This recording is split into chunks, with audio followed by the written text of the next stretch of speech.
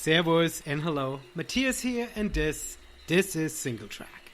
As this year is slowly winding down, one of my favorite things to do here on this podcast is to check in with friends of the show and regular guests and hear how their summer went. Here in Washington State, we already got the first snow dump in the mountains, so the seasons have definitely changed and it's time for winter running, early darkness, and rain gear.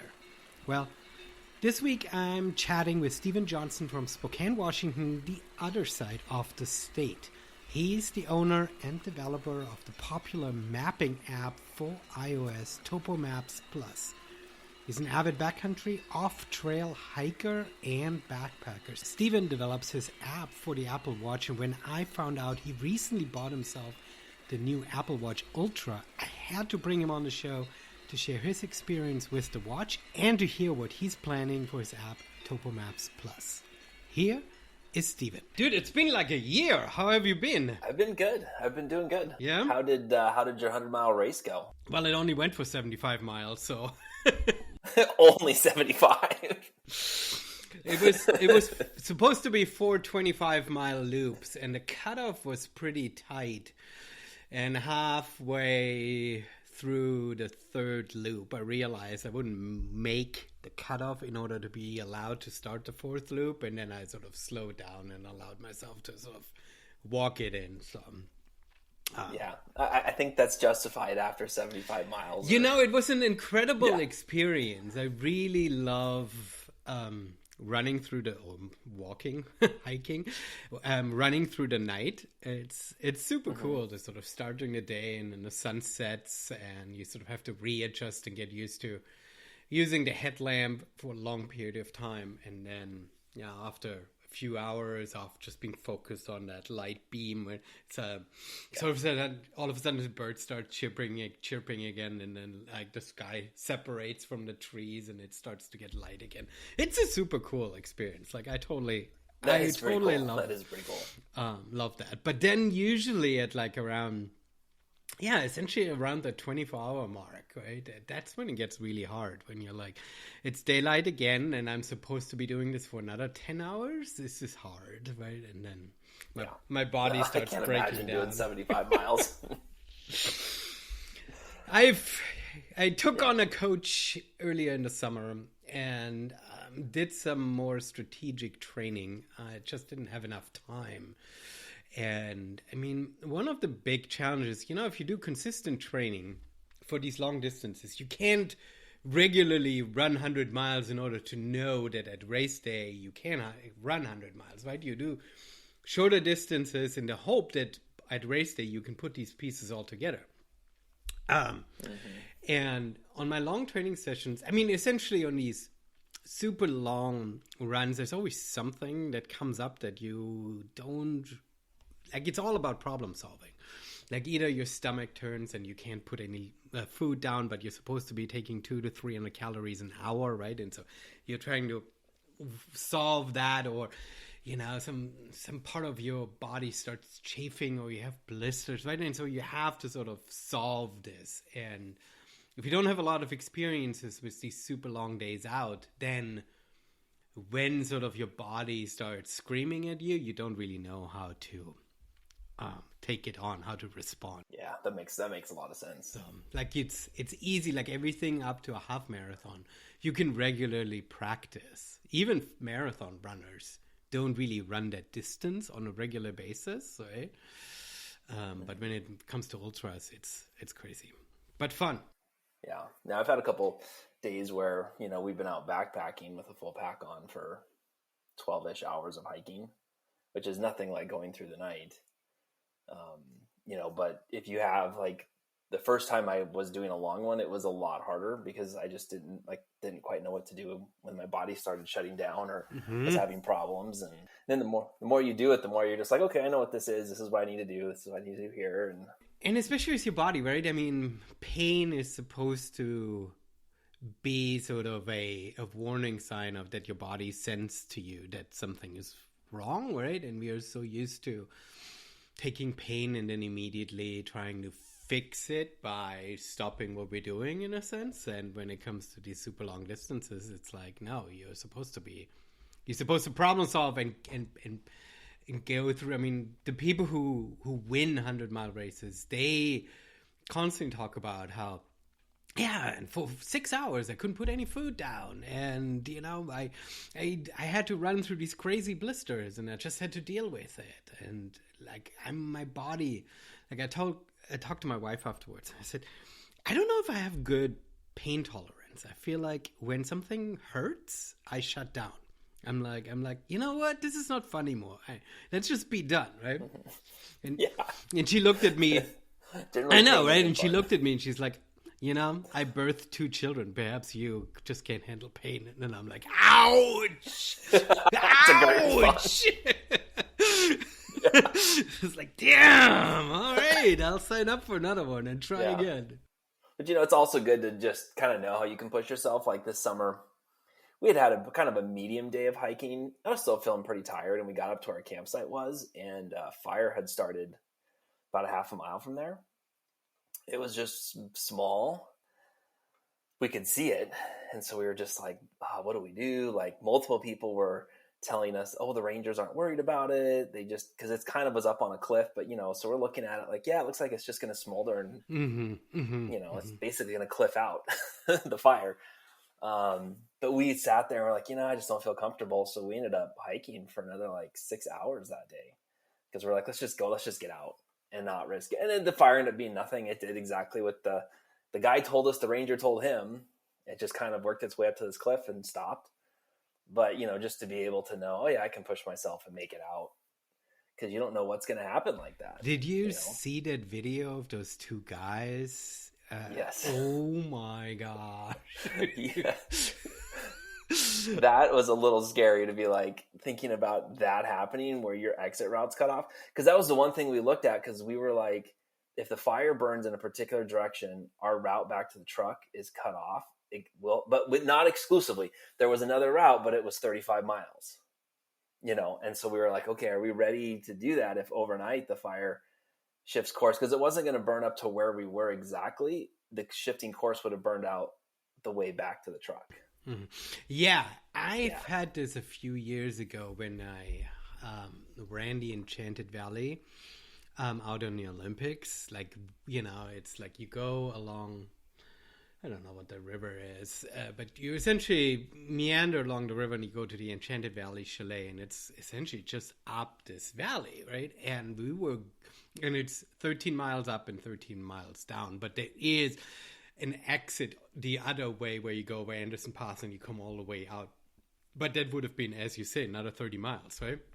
And we were back there in that valley, and all of a sudden we smelled wood fire burning so strongly. We were like, we're in this valley. We have no idea where this come from. And it ended up being a few years ago when all the fires burned in British Columbia, and it literally, the way the wind shifted, it just blew the smoke. So it was not even remotely close. But fire. It seemed like it. But because it, when we started, we didn't smell anything. And all of a sudden, the smoke smell was so strong that we were really freaked out. Because, we were in this valley, and we had no idea how long it would take us to essentially, the car was on one side, and if we would have gotten shut off, the only other access point would have been like the complete other opposite way of the Olympics, right? So and then you're doing a much longer, but that's also where just having trained for knowing how to work through pain and go longer distances is really helpful, because when you get in a situation like that, if you have to take one of your alternate routes, you need to know how to how you can push yourself and how your body's going to respond and what you need to do to get through it. Yeah, exactly. And I often think about it. I actually take this experience from running these long distances even into my personal life, right? I mean, every now and then I'm at home and I'm like, I've got a project deadline, and now I'm comfortable with just like, okay, I'm just gonna load up and sit here and work for another 8 hours, right? But it used to be like, oh my gosh, I can't handle it, and now I'm like, well, it's just gonna be an ultra in front of my computer. Right. I'm just not moving my legs, just moving my fingers. Exactly, right? But there's sort of this focus of like, I'm just gonna get it done, right? Even though I guess my races I'm not getting done, I'm DNFing them all, but at least this feeling of like, I actually can do a lot more. I'd be pretty happy if I made 75 miles. I know. I mean, I was happy too, but there is sort of this thing where when I started off racing, every distance I've comfortably finished. I never stood on the podium. I never won any races, but I comfortably finished them. And now I've sort of reached a distance where I'm trying to push myself up to these 100K and 100-mile distances, and I'm running into DNFs where I'm essentially too slow, where if I understand, I'm a race director too. I understand that you have to have a cutoff, otherwise people spend, forever out there, and you've got permitting issues and volunteers that don't want to hang out forever. So I totally understand that they have to do cutoffs, right? But I'm running against these cutoffs, and I'm like, man, I used to be able to finish these races, and now I'm like sort of bumping against this. I don't like it. I want to be able to finish what I sign up for. And so that makes sense. And so the adventure is there, and I'm not coming home crying, but it is sort of like, man, I keep signing up for these things and I keep not finishing them. This is, and I know I'm 45, and I know that it's things don't come as easy anymore as when you're 25, but at the same time, it's like I don't want to really give up and say, well, perhaps I'm just going to run shorter distances, right? I feel like I need to be able. At some point you'll make it. I need to be able to unlock it. Yeah. Well, and you'd finish it if you had a little more time. Well, I mean, that's sort of the thing where I'm like, come on. Because it's the other thing. Like, friends of mine who are faster, they're able to, sometimes when they need a reset, they're sometimes able to spend an hour at a campsite, at an aid station, right? They are able to sort of like lay down, completely take the weight off their feet, or completely reset their stomach and stuff, right? And I'm always the time is always too tight that I can spend like 10 minutes here, 50 minutes here, but I don't have that time to really rest up, right? And so I just need to get faster. Bigger, better, faster, more. I need to be able to do this. I've got goals. To start off, so this weekend, I drove up to Mukilteo to the U.S. Trail Running Conference, and I had just bought myself a new iPhone, and I didn't have a case on it yet. And I was like, oh my gosh, I'm going to a conference. I need a case around it. And so I bought the cheapest, shittiest case I found on Amazon. Got it, thought it was good enough. Had it for 2 days at the conference. Hated every minute of it. The case was so cheap shit plastic. So on the drive down from the conference, I stopped at the Apple store, got myself a proper case, immediately felt zen. But while I was at the store, self-checkout, you just go in, find the case you want, pay for it. I completely forgot that I could look at the watch. I walked out and back in the car, and I'm like, no, I had the chance of putting the watch on my wrist.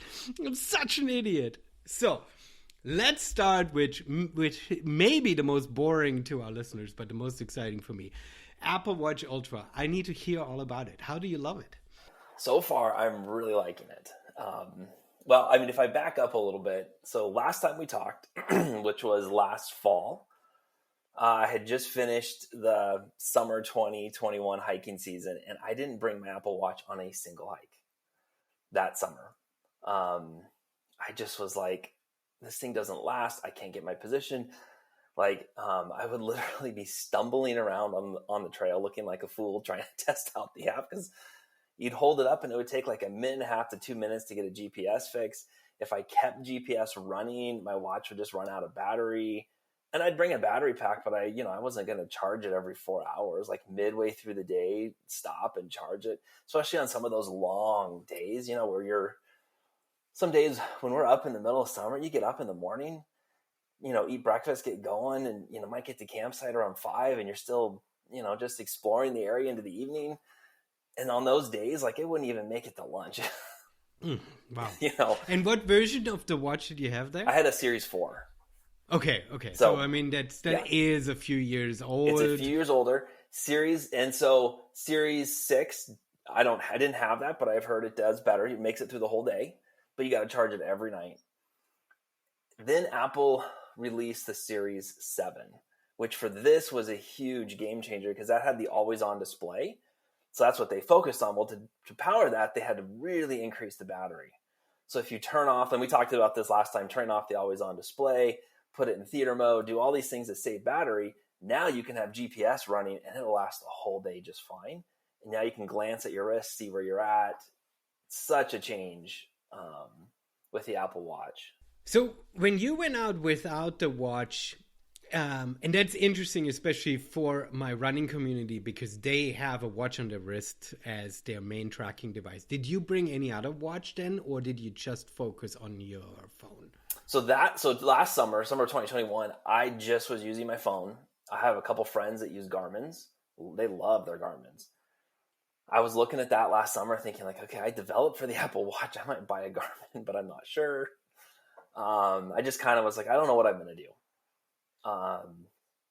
And then when I got the Series 7, I'm like, okay, this is interesting because now I have the battery to actually leave GPS running all day. And so my test this summer with my Series 7, I could do about a day and a half to 2 days of hiking with it, depending upon how much I did in the evenings. Like if I was after dinner going up exploring the area, I'd probably just top it off at night. But it would make it through a full day plus some of the next day or the full next day, just depending upon how far I went. And so it was really, I mean, that just was like a complete changer for me to have that where I'm like, okay, I'm doing all this stuff on my watch. So this summer I was like, I've got to rebuild Topo Maps Plus on the watch. Like it's so clunky. Everything on the watch really is pretty clunky for the outdoors. Like it's like, okay, it's showing you what's going on your phone. It's kind of giving you some information, but it's not great. And so this summer I was using my Series 7. I was like, okay, we need to we're thinking about, we talked all summer as we're out on these trips. It's like, okay, we're thinking about doing a new watch app. Not sure. I was totally shocked when Apple announced the Ultra. I just didn't expect them to go after the Adventure Watch. And I mean, the rumors have been out for years, and I always cringed so hard when all of the tech nerds always said, oh, it's going to be like a G-Shock. And I'm like, the G-Shock was never really an adventure watch. It was always a fashion watch made to look like an adventure watch, right? It's like, that's not the aim that we're doing. But I equally was very much shocked how far they went. I did not think that they would push it that far. Right? I didn't either, because I'm like, well, because I wasn't expecting them to make a watch that was as beefy as the Ultra is, which they would kind of needed to do to make an adventure watch.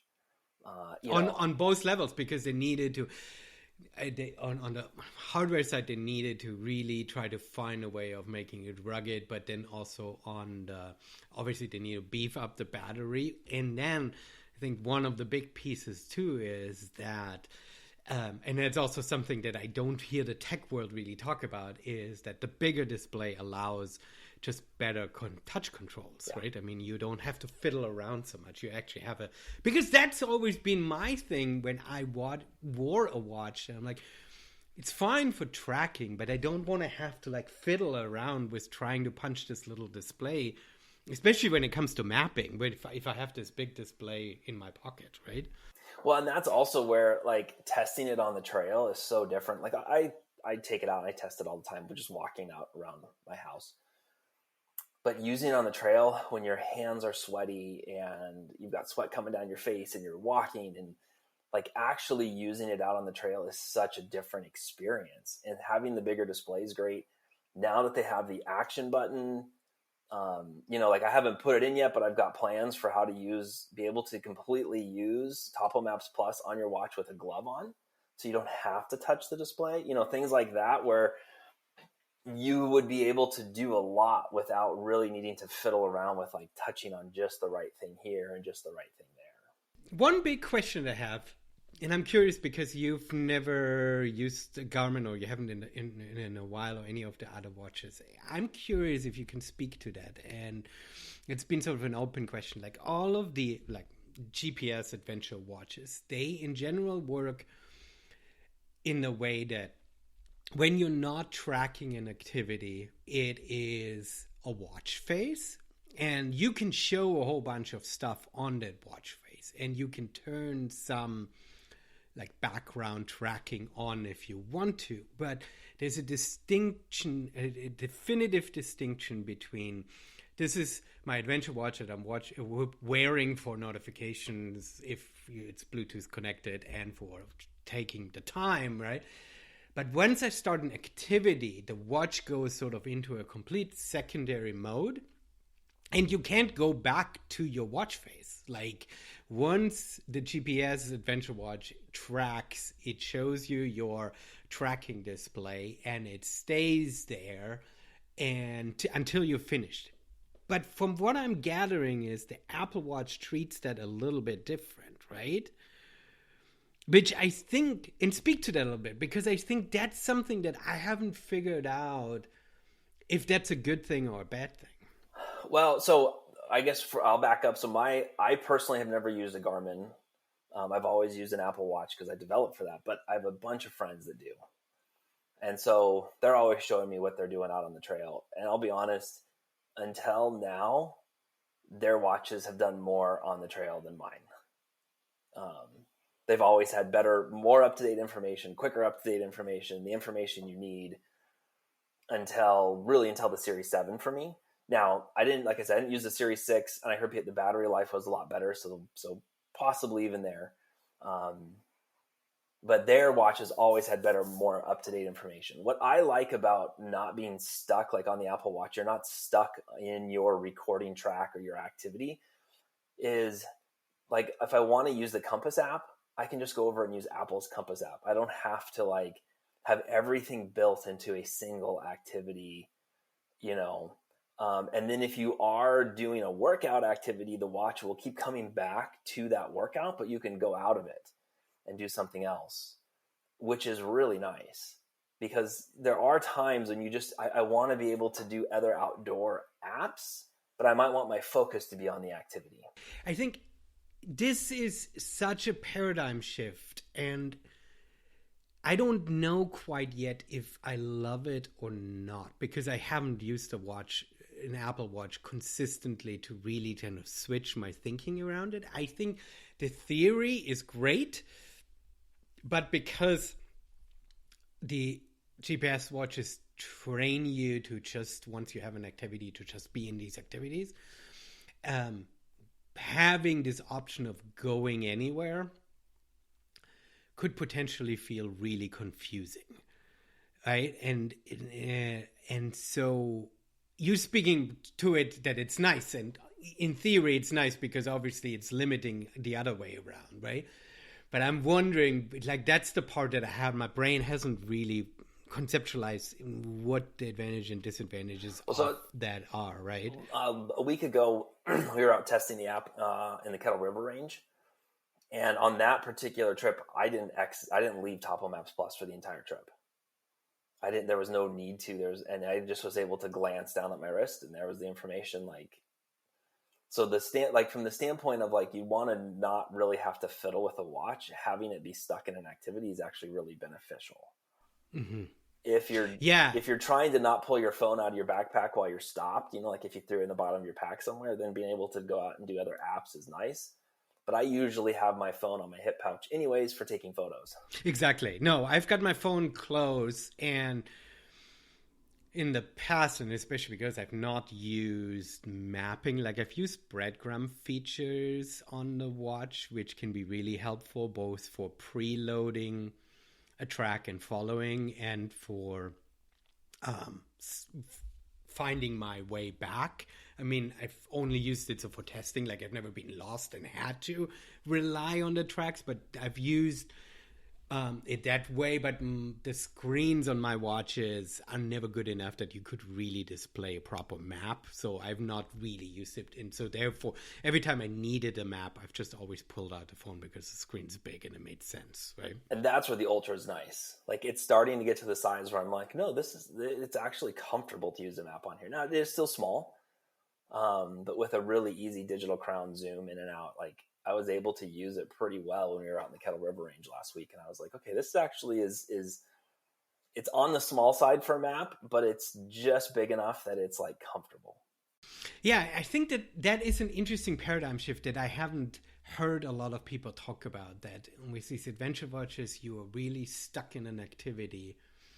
And therefore, then you need the phone for other things, right? Because you can't go back. But Apple decides to say, to lift the software layer one up and saying, well, your watch tracks your activity no matter what, or, when you start it, and even if you don't with compass and whatever, right?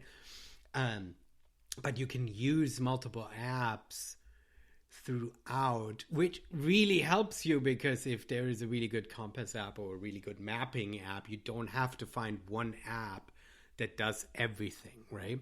And the other part, and this is where actually adventure watches, I think still their focus in some areas is actually really good. And that is, so when you're in the backcountry, you really want to practice navigator's mindset. At least that's what I call it. I've heard other people, I think Andrew, I don't know if I'm pronouncing his last name, Shurka, who's done like the big ones where you hike the PCT and the CDT all in 1 year and combine it to a loop.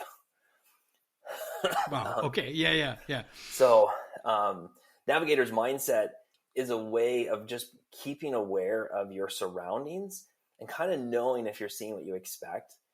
And for that, knowing what elevation you're at is really helpful. And you also have to have an idea of, the slope of the mountain should be on my right side or my left side, or I should be kind of heading down or up. And, I should cross a stream around 6,000 feet, and you want to be able to glance at your watch and see, am I at 6,000 feet? No, I'm only at, 5,500 and I haven't seen a stream, so I'm good. Or I'm at 6,200. I haven't seen a stream. What's going on? And also just, having a sense of what does 2 mile an hour hiking feel like, 3 mile an hour, 4 mile an hour.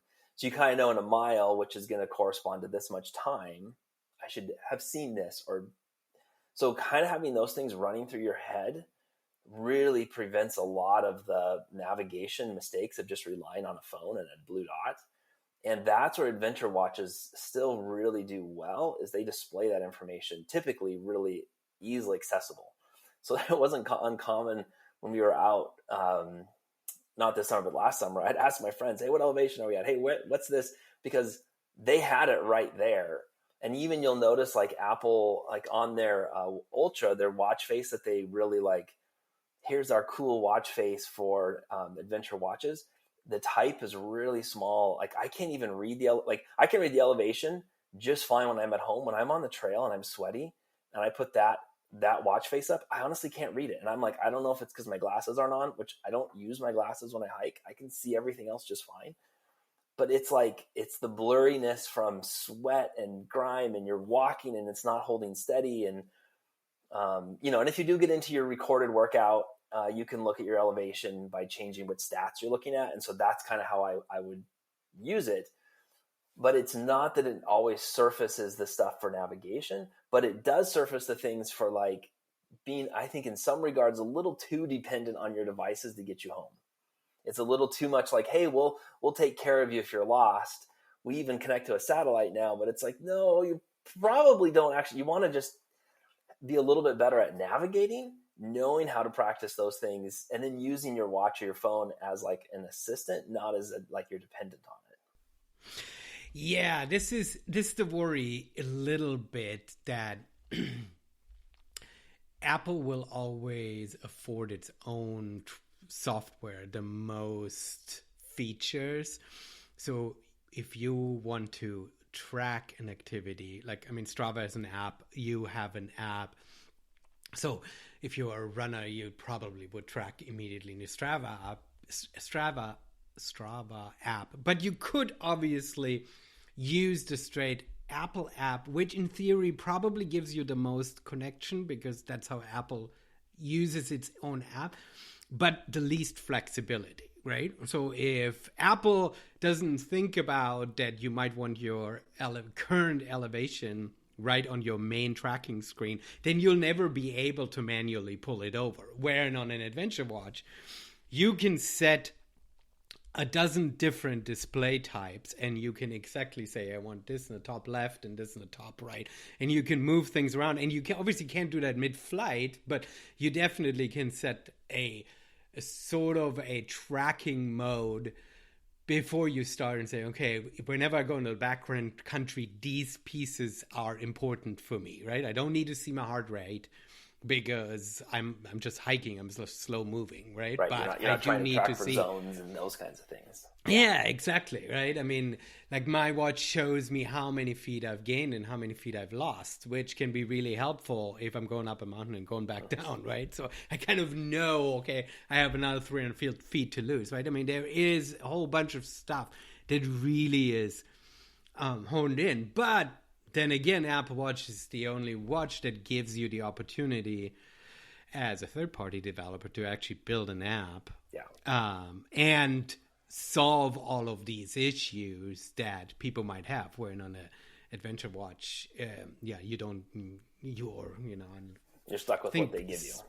Yeah, and I think Suunto is trying to do some kind of third-party development with their new Suunto 9 Peak. They've sort of opened it up a little bit, but I don't quite know if it's worth it for independent third-party developer. But it might be worth it for Strava to build some kind of tie-in because they're big and they can do it. But anyway, let's talk about, you have the watch a few weeks, you've been out a little bit. How does that change what you want to do with Topo Maps Plus for the watch? Well, basically when Apple announced the Ultra, we were already thinking about rebuilding our watch app. Because it was like, well, the Series 7 was doing well. The Series, then of course they announced the Series 8, and it's like, okay, this is a good platform. And when they announced the Ultra, it was like, okay, we need to do this. Like, Apple's pushing this as something for the outdoors. And they're sort of marketing your segment for free, right? And there's not a great outdoor mapping app. There's an app called Work Outdoors that does outdoor mapping. It's clunky to use. I mean, all watch apps are a little clunky when you start getting them more interactive. And then Apple has their own maps that are really fluid and nice to use on there, but you can't use them offline. They're not great in the backcountry, Oh, and they're awful. I mean, yeah, so, they're good for navigating in New York City and San Francisco. And their actual mapping, their mapping framework works really well, but the maps, you just get a big green box when you're in the mountains. So basically when Apple announced that, we just decided it's time to rebuild the app. And it was actually a great time because we had just finished CarPlay. We had just gone out and tested CarPlay. And then it was like, okay, we're getting ready to start our next project. And it was like, that's it. Kind of dropped everything else, jumped on doing this, and got a map up and going in about a week and a half. And now I'm really diving in on all the other features to get it launched before the end of the year. We're actually targeting 2 weeks, but I don't know if that's going to actually happen. So I keep saying into the year. But we want it out before Thanksgiving. I don't know if we'll make that or not. It's a pretty ambitious deadline to rebuild the whole thing. The version 1 from scratch. It's not going to be a completely functional app, but it'll have all the key features that you would want to have on your wrist while you're out there. Yeah, super exciting. Apple is at a weird place where sometimes they retract and completely abandon certain segments, and you're like, you're a big company, you could expand into more things. I don't need you to do a microwave, Apple, but you could give us a little bit more that can be not just a developer playground, but then also for end users. Like, I'm stuck. My watch is still working perfectly fine, and so therefore I'm not in the need of upgrading. But the price point is so aggressively set with the Ultra, and I know that I probably shouldn't buy the version 1 because the adventure watches, they last a good 5 years, and I don't know if I would get 5 years out of an Apple Watch, right? Not an Ultra. I think the Ultras, the Ultra itself will probably last 5 years, but I think version 2 of it's going to be, there's going to be thinner. It's going to have better battery. I mean, it's usually version 2 is a pretty big step forward off of version 1.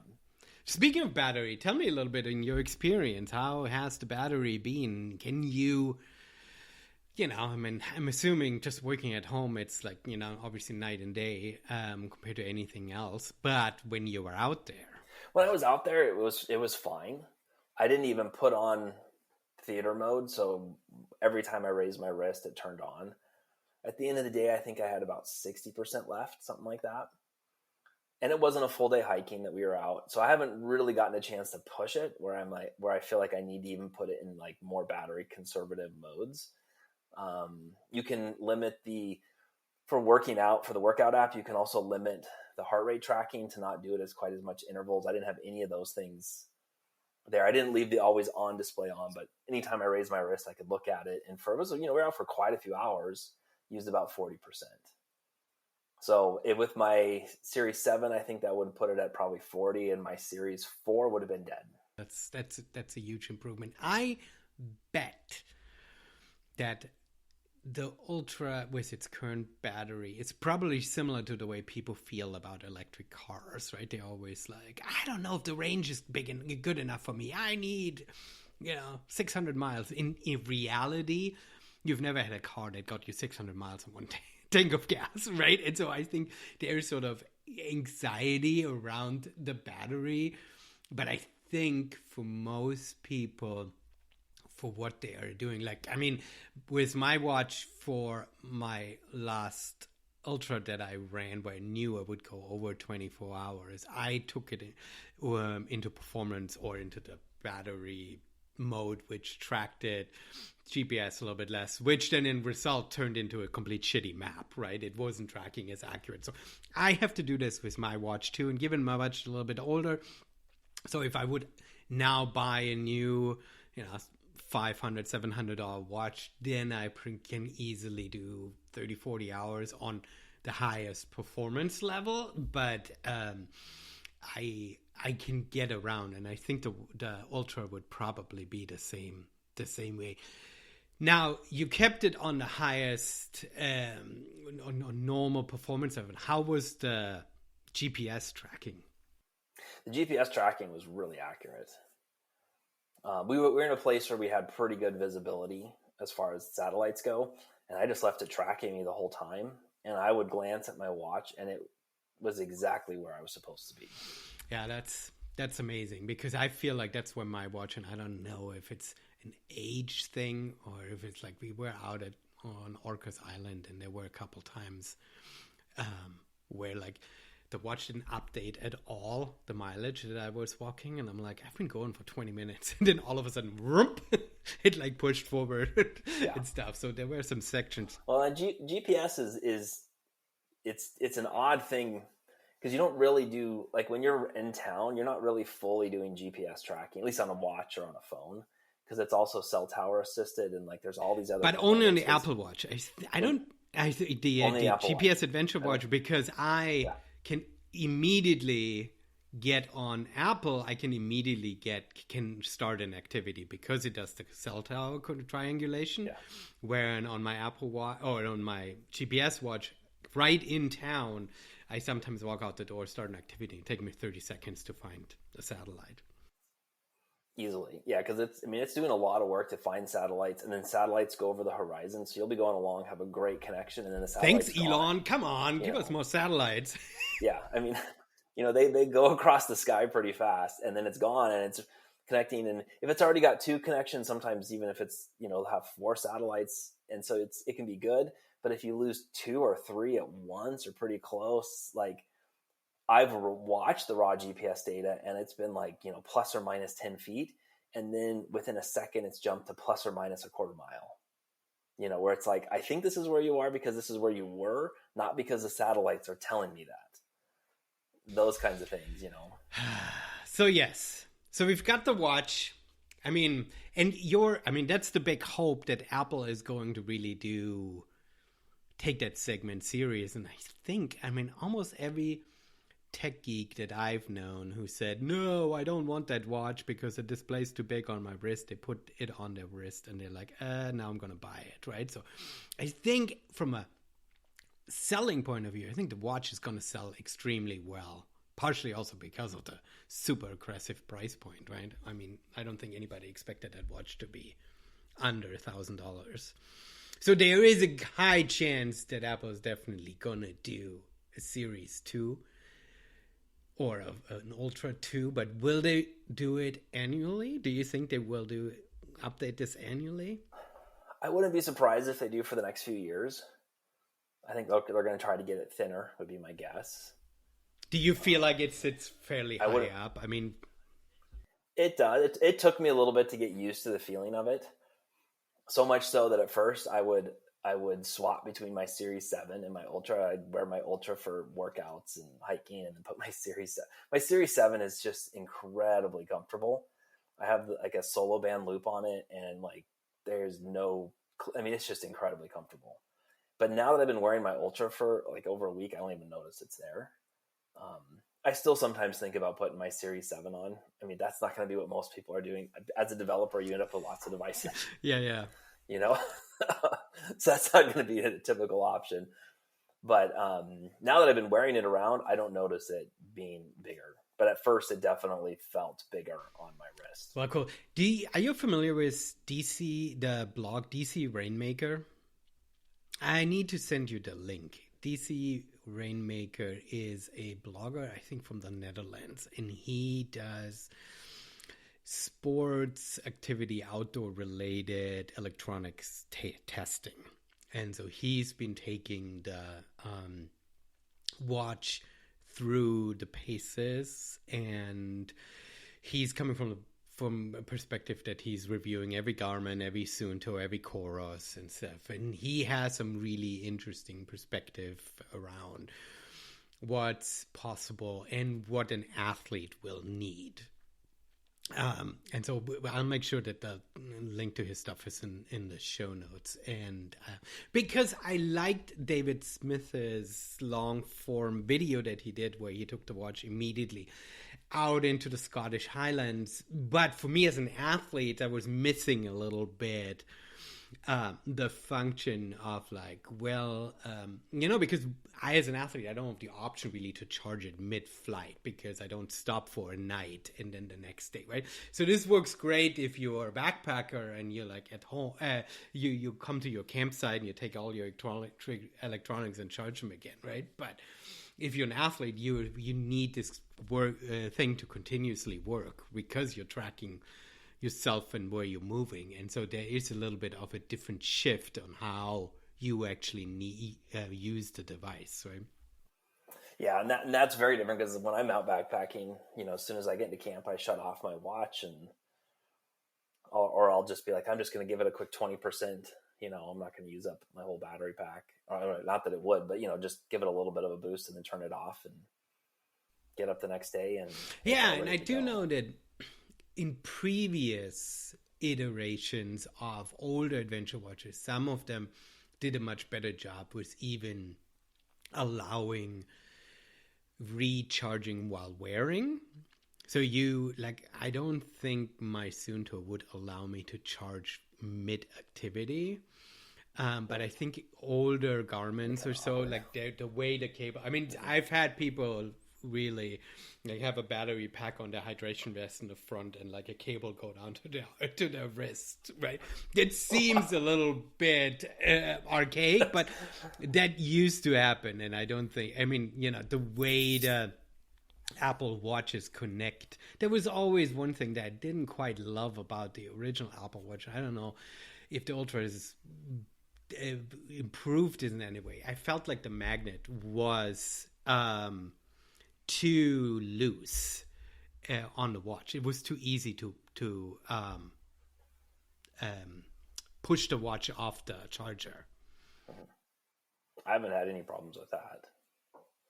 Yeah, a couple of my friends that use their Garmin's, I mean, they recorded all of our, backpacking and stuff. And I mean, we had probably 40 plus hours of hiking and they didn't recharge or anything. They just, they had no problems, and they still had tons of battery life at the end of it. And that's where I'm going to be curious to see where my ultra, how it lines up, taking it actually out on a multi-day backpacking trip, where we're doing longer days, like summer hiking days, as opposed to this time of year where, you kind of get in the tent a little earlier. You're not exploring the ridge in the evenings, those kinds of things, but where you're actually out all day. And it's, here in Washington with sun until 10 p.m., you've got a long day you can be out. That's where I'm going to be curious to see how the battery does, over multiple Has days. the new update with that new power saving mode, I don't know what Apple calls it, has that dropped already? Did you update that? I don't know if that's pre-announced. I got the notification that I'm pretty sure it's in 9.1 and that's out, but I haven't even tried that power saving mode yet to see. I think that DC Rainmaker, he talked about it, and for GPS run tracking, I think it's not great. I think his assessment is that Apple turns too much off in order to get that power saving, which, he's also very accurate. Like, he's a triathlete and he runs through cities with big skyscrapers and stuff in order to compare, right? And if you're a road runner, every little 0.1 mile cut is important, when for us as ultra runners in the woods, I mean, am I annoyed that by having to use sort of that power saving mode on my watch for that ultra, that I'm going and I'm not tracking accurately? Yes, I would like more accurate tracking, of course, right? But obviously getting it to the end of the activity is still more of a priority, getting battery for the entire activity, right? Well, and that's also where, the focus of Topo Maps Plus is a little different as well. Because really what, our app is focused on is getting somebody to their destination more than going back and reviewing how they got there. And we do allow you to record your tracks. We do record information, but we're not trying to compete with Strava or even Apple Health, where they just have every stat. Like, for an athlete, you want all those stats. You want to see the differences. Whereas our focus is like, we want to get you to where you're going. We want to get you there safely. We want you to get there without, you're not getting lost. And so we're a lot more focused on the destination as opposed to how you've come so far. Now, how far you've come plays into getting there a lot of times, because you kind of mentally know how far you have to go. We have progress on trail, and knowing how far you've come can help you mentally prepare. I'm halfway there. I'm a quarter of the way that, so you know how to pace yourself and how to get your body there. But, our focus is more on the destination. So, if we lose a 1/10 of a mile here and there because we're in a low power mode or whatever, it's not quite as critical. We would like it to be more accurate, but it's not as critical because of what our focus is. No, that makes absolutely sense. I think that describes a little bit why I've used your app, when I've really relied on your app, right? Because if I'm really on a run, yes, then I need this ultimate tracking of every mile, of every segment, of every section. And that's where your app really, as you're speaking, is not really focused. But there have been places when I really needed to figure out either where I am or how far or what a certain feature is. And to be able to pull you up your map and really look and see the trail and see my position, that's where your app really makes sense. Absolutely. It's really, for us as ultra runners, trail runners, that's the perfect sort of companion app to your main activity that you're anyway already tracking on the side, right?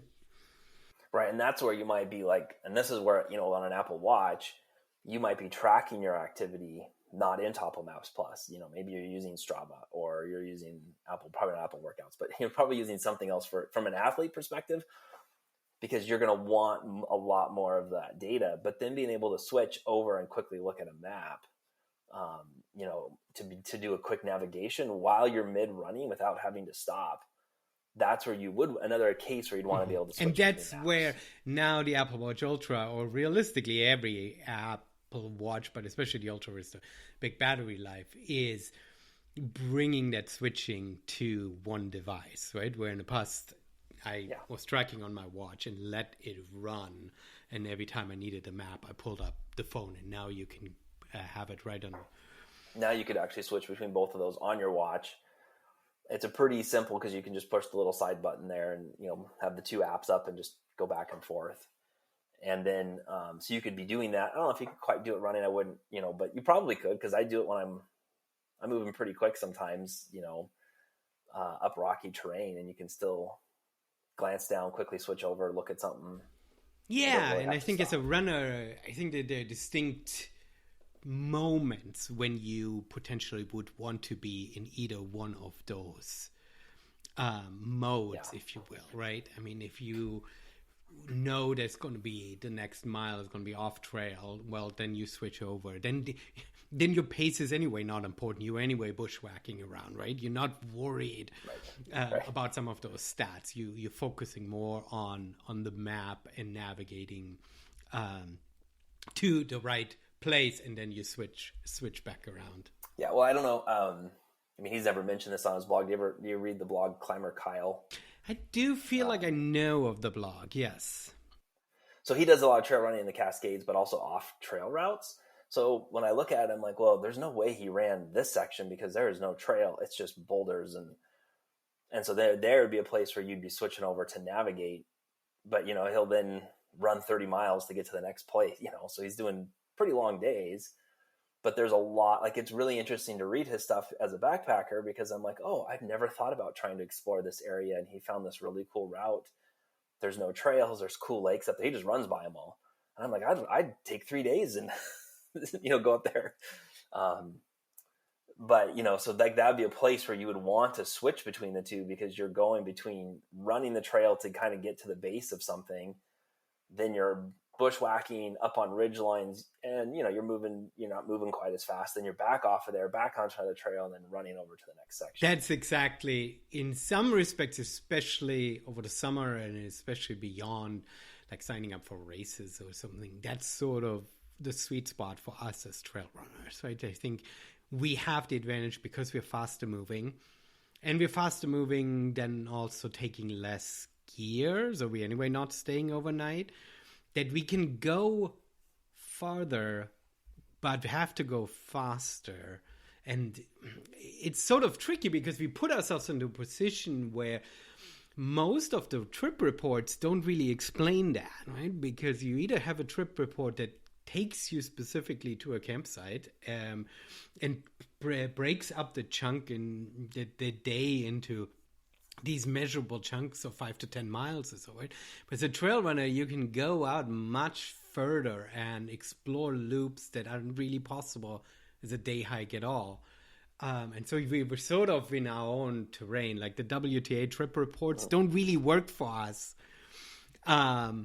And so you're basically following like the 4, 5, 6 day backpacking routes. You're just doing it in a sense, exactly, right? And so therefore, you know, where water sources are, we sort of approach it a bit different. And obviously there's a risk to that. On the other side, we can time weather better, right? We don't have to have a big forecast. Will it be good 4 days from now when I'm up on that ridge? I'm like, no, this afternoon I'm going to be up on that ridge, so it'll be fine, right?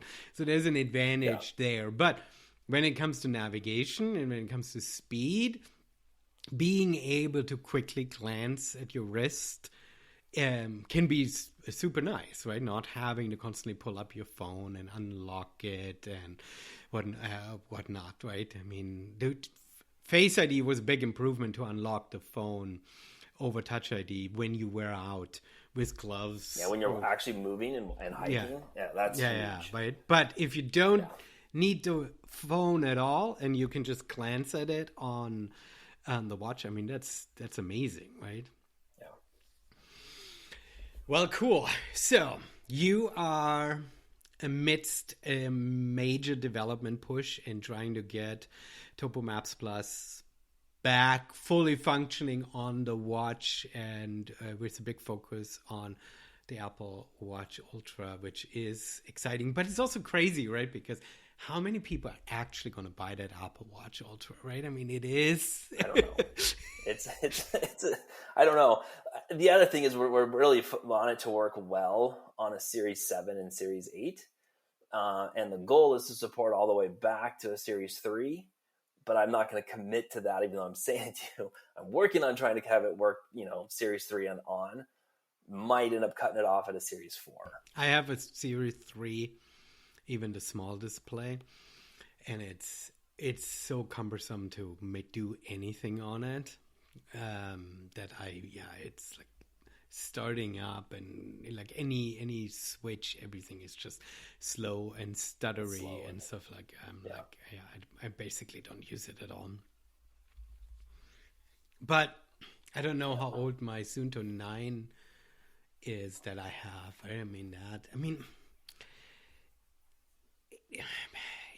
I feel like there are some edges where I feel like the software is starting to sputter, but I don't know if that is really a software thing. That's one of the big challenges with Apple sort of moving into these areas, that these software upgrade cycles, which make hardware obsolete, make the price of some of these products so hard to justify, because there comes a point where you just don't want to update your watch because the new OS, obviously with an Ultra, you're going to be able to update for quite a few years, but eventually the updates are going to get things just slow enough where you're like, I don't want to use it. No, exactly. Right. There comes new software and you want to use the software, but the watch is a few years old and you're like, and then it breaks down and then you're forced to buy something new and you're like, no, this was supposed to last longer. Yeah. Well, awesome. So why don't we finish off by you telling me a little bit about your summer adventures, some of your highlights, where you were explored before you got the watch. Well, my summer was actually a little bit shorter on the exploration side. At the beginning of the summer, I separated a rib. Oh, okay. And I was trying to keep up with my kids and fell off a scooter. And yeah. We're getting old, man. We're getting old. Yeah, I know. So that kind of postponed a lot of my hiking. And we ended up repeating a loop that I have done before, but just love, is the Buck Creek Pass Spider Gap loop. That's just gorgeous up there. We decided we'd take a different route off of Spider Gap than normal.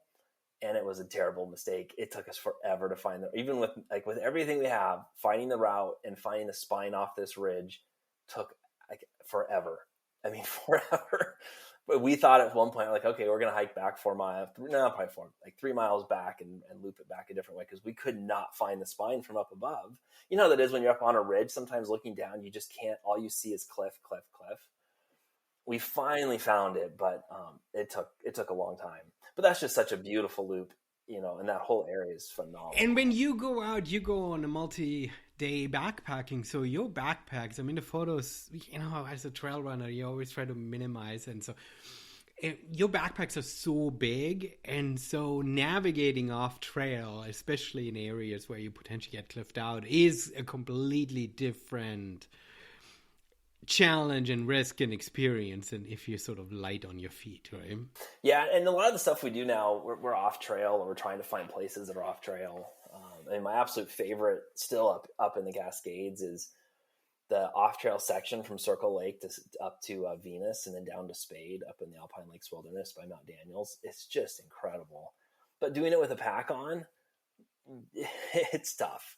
There's a couple spots that are there's actually one spot where we take our ropes that we use just for hanging our food at night, and we lower our packs down off the ledge, before we're and it's not a bad scramble down. It's just, I don't want to do it with a pack on, and without a pack, you're like, oh, it's fine. But with your pack on, it's and the other part is when you're farther in, and I've told this, especially when I'm going out with people that are new, or I've started taking my son, you don't do things that you normally do in town. You can't call 911 and have an ambulance show up. You can't just make a phone call. You got to be thinking about the fact of what's going to happen if I slip right here. What's going to happen, and so that's where it's no, let's take the packs off. Let's take the rope out, lower these down, That seems but also like on that that, seems like a good. That doesn't seem too overly complicated, especially if it's just down some head wall or something like that, right? Yeah, it's not. It wasn't very. It's not very. It's not. It's nothing where you feel like, oh, I'm like way exposed or anything like that.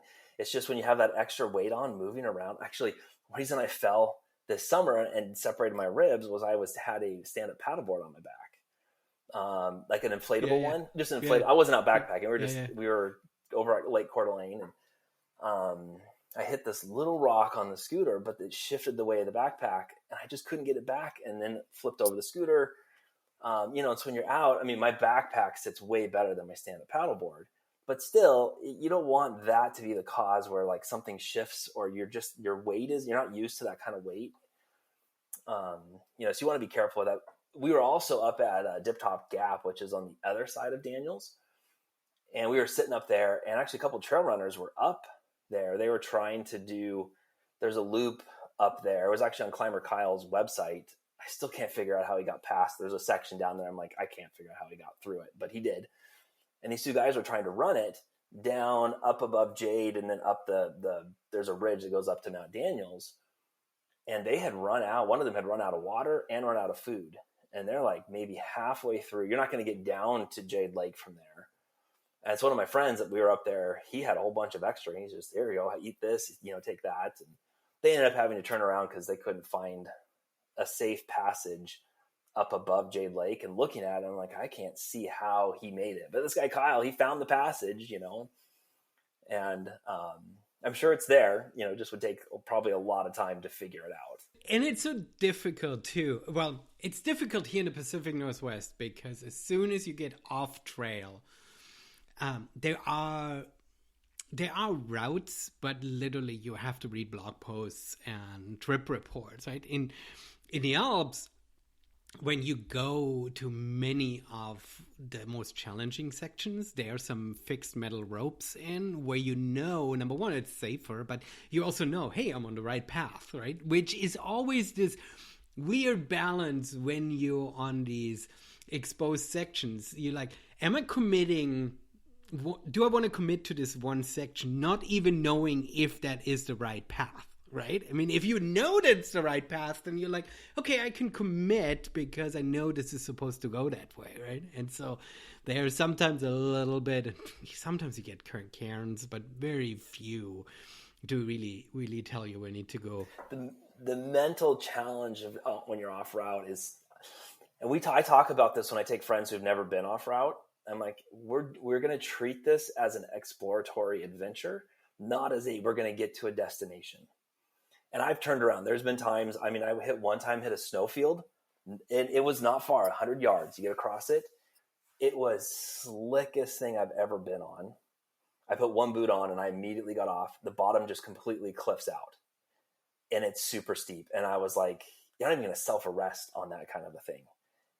You look at it and like, yeah, it's only 100 yards, but no. I'm not going to risk it.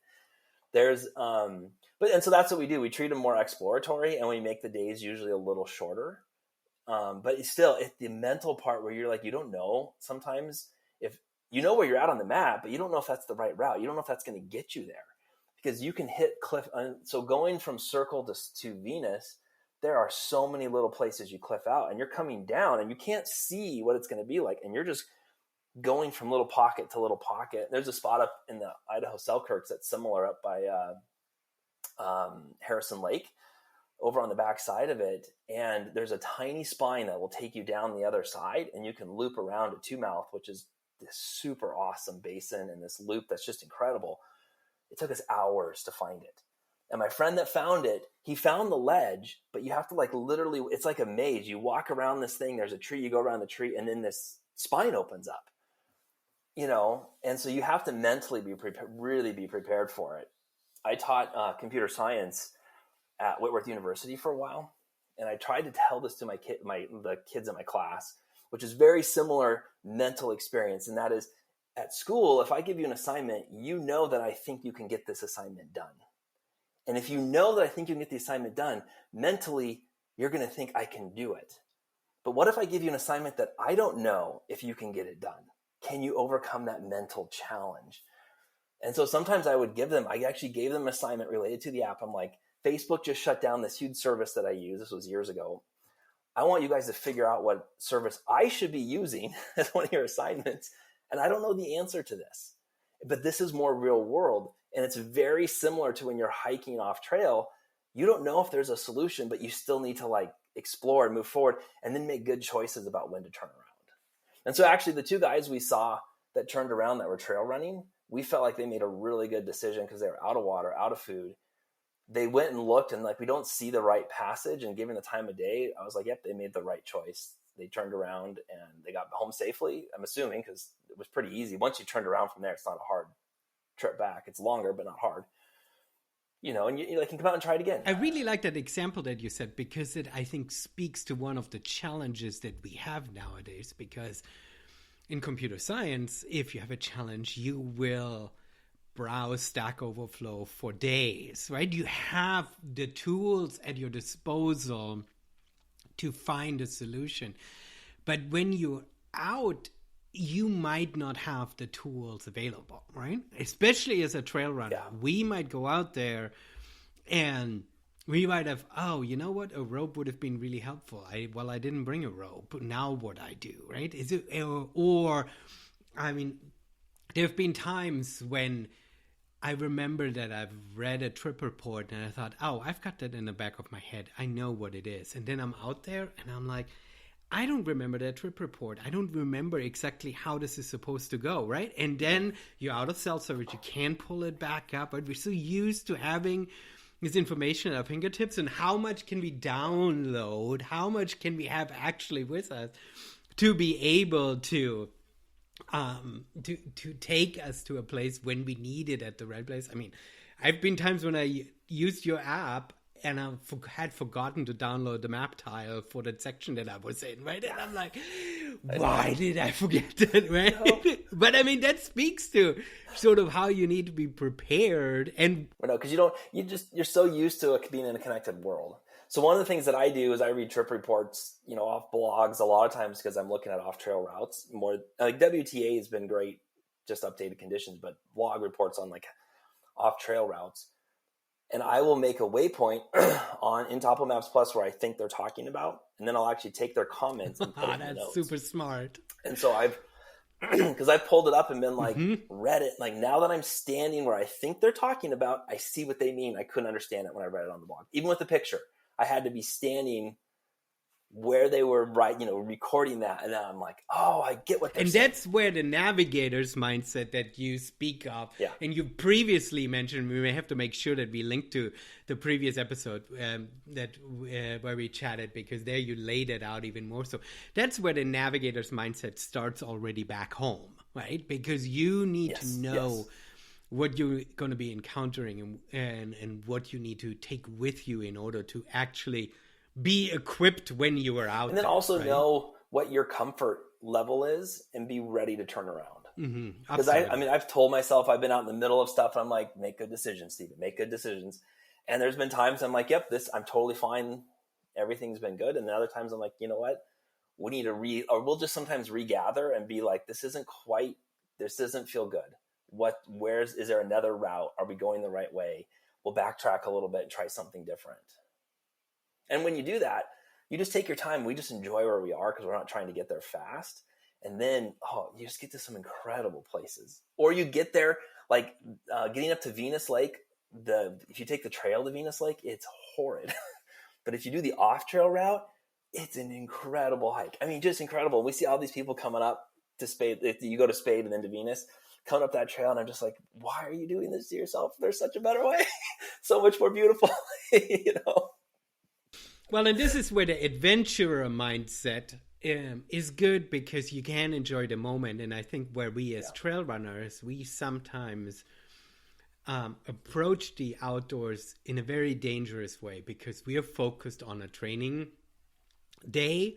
And so if we need to do 20 miles, because that's what our coach told us or our training plan lays out, we might go out there. And if we are in an environment where we don't know exactly where we need to go and we feel we should be turning around, but that could potentially turn 20 into 18, which could screw up our training, right? We get too focused on the wrong thing, right? And then you're like, well, but this was supposed to be a 20-mile day, and now I'm losing 2 miles. Where am I going to make this up, right? And I'm like, you're going to stay alive. It'll be worth it. You're not having search and rescue come in with a helicopter and get you out, or absolutely. It's very true. Like, just because you can get somewhere in 4 or 5 hours doesn't mean you should treat it like lightly. Because I've talked to some trail runners. I'm like, man, how'd you get here in 4 hours? We've been out for like 2-3 days, and they're just cruising. And sometimes they're making really smart choices, but other times you're like, you're not making great choices right now. I don't tell this to them usually. Same thing. I run into thru hikers sometimes where they just are not paying attention to what's going on around them. In things where I'm like, maybe you can get away with this on the PCT because it is pretty well established trail, but I wouldn't be doing this if I was hiking in Idaho. There's places in Idaho I'm like, I would not behave, and so maybe it's fine on the PCT. You don't want to be like, that's fine. You want to hike that way on the PCT, fine, but like, don't think you can take that everywhere in the mountains and have that be a mindset that's going to be okay, because the animals are different, the threats are different, the terrain's different, the navigation's different. Finding some of these trails sometimes is really hard. Mm-hmm. Mm-hmm. That's what I loved about running through the night on Orcas Island. We were on the ferry going over, and my friend who ran with me, Scott, he said, what's great about running at Orcas? There are no bears and no cougars. I'm like, you're on an island.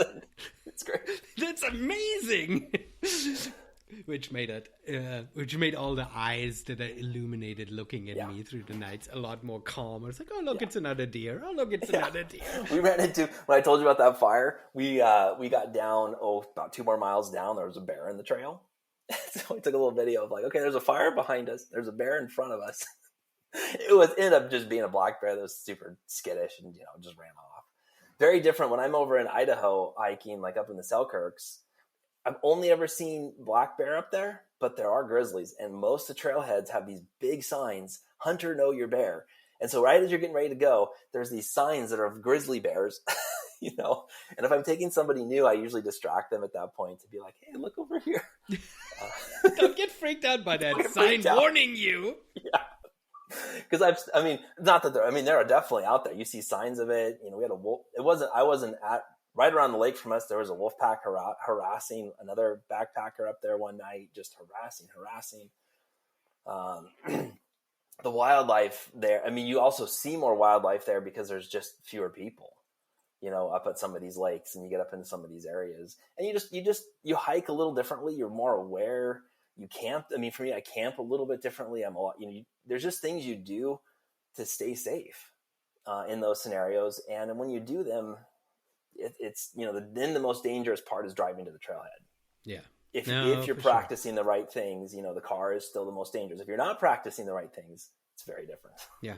Well, you just mentioned car, and you mentioned very early on that you worked on CarPlay. Speak a little bit about CarPlay, because that was one of our conversations that we've had before, which is that crucial but challenging section between there are apps that tell you how to go from the trailhead up to the summit and back, like they should keep you on the trail, and then there are apps that will take you, mapping apps on the freeway, but very often that section in between the main routes, highways, freeways, and the trailheads are really hard to tackle. So I'm assuming your CarPlay option is exactly working on that. It is, and we do very limited route navigation. It's really just showing you where you're at on a map for the backcountry. It ended up being our top request this summer, which really surprised me. It was our number one request. The new Ford Bronco, we had a bunch of people writing in. Side-by-sides are shipping with CarPlay. There's ATV shipping with CarPlay. There's motorcycle. There's tons of off-road vehicles that have CarPlay. And we just, the requests this summer there was a lot of requests. Then I was this little selfish. I bought a new truck this year, and we had CarPlay in our other car, but I didn't drive it to the trailheads. And I'm like, I'm going to get it for my own truck. Perfect. So, as much as I'd like to say I was taking care of users, I use that as an excuse to do it for myself. Well, sometimes the number one request came from myself. Came from myself, and I just used the number one request. And so what I didn't realize was that you have to have a special permission from Apple to even develop for it. And thankfully we were able to get granted that permission, because Apple's really, like, they don't want anything going on in the car that would distract that makes and sense. so if you think about what apps are actually on CarPlay. They're really restrictive on what they allow. We do have, you can basically create a driving route on your iPhone if you have US Forest Service roads turned on or motor vehicle use map turned on. And we will do a turn-by-turn direction on it, but it's not great. Really, the focus is like, once you're off trail, you've got a map and you can see where you're at and you can kind of follow along off trail. And, a lot of times if I'm going to a trailhead, if I'm at home, I can use Apple Maps to get directions to the trailhead because I'm online. And once I go offline, it works. But as soon as I get in the car to go anywhere else, or if I stop and like we turn the car off and look at something, you're dead. Like, it won't. No, exactly. And I don't think you need turn-by-turn direction, because you wouldn't have turn-by-turn direction once you're on the trailhead. I think it's more important to have a good map and a good dot that will guide you. I think that is enough. You're not that out on those forest roads. You're not driving that fast anymore, so you're not going to get surprised by this was 300 feet ago. I should have known that. So, well, and if you're in southern Utah and you've got your dune buggy or your side by side, where we had a lot of people writing in from, they've got their own routes they've already planned. They just need to be able to see it on the screen. They don't need an app to tell them where to turn, but they need to be able to see where they're at and see what's coming up ahead. And then all your waypoints show up. So we added teams this year, and we did live location tracking if you're in cell phone, if you have cell service, which of course a lot of people don't, but if you do, so CarPlay works so you can see where other people are at. Because a lot of times if you're using CarPlay, you might, if you're hunting, a lot of hunters aren't always backcountry. They're like semi-backcountry where they have a little bit of a signal. So all that works in CarPlay where you can see where other people are at. And so that all of those things kind of came together to make a really nice CarPlay app. And turns out it was pretty easy to add because our infrastructure already had most of what we needed. The longest part was getting the entitlement from Apple and permission to do it. Oh, that's fantastic. So, for people who don't know, I've been touting Topo Maps Plus for years now. But for people who don't know, tell listeners where they can learn about Topo Maps, other than like put Topo Maps Plus in the App Store and download the app for the phone. If you just go to Topo Maps, TOPO maps.co. I'm a big fan, even though I hate my email address. That M is very expensive. Same. We've contacted the owner and it's very expensive. I can imagine. It's probably a lot more expensive than my einmalines.com. It came up for sale. I've been waiting. I've been sitting on it, looking at it for a decade. It came up for auction, and I would have never even spent $2,000 on it, but it like jumped up to like $60,000, and I'm like, I'm not going to spend $60,000 on. That's what this one's like. It's more expensive than a truck. So we have the .co that we got. For, nice, exactly. That's you got it. Yeah. So topomaps.co. You can find out more. And find it in the App Store. An incredible mapping app to keep you safe in the backcountry and off trail. Steven, thank you so much for coming on the show. Yeah, I really enjoyed it. Thanks, Matthias.